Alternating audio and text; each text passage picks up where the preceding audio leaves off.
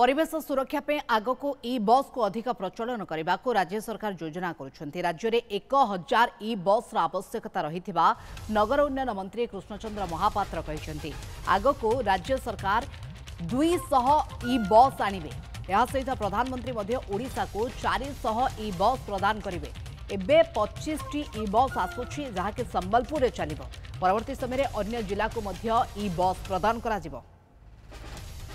परिवेश को सुरक्षा देवाई परिवेश प्रदूषण को रक्षा करने ई बस अधिक रु अधिक प्रचलन कर आवश्यकता अच्छी। एबे आम डिपार्टमेंट आम सरकार 200 ई बस आने को जाउछंती एवं यशस्वी प्रधानमंत्री नरेंद्र मोदी ओडिशा को मध्य 400 ई बस देवे। तेणु ये तो 600 हो जाउछि। आम पाखरे पाखापाखि 400 बस उर्ध अच्छी। तेणु 1000 बस परिकल्पना आम करिछु। खूब जल्दी ताको चले ई बस आसवा आरंभ है। एबे 25 टी ई बस आसूची संबलपुर को दिया पुणी ता पर फेज रे पुणी एमती 200 बस आसवार प्रक्रिया आरंभ हो जाइए।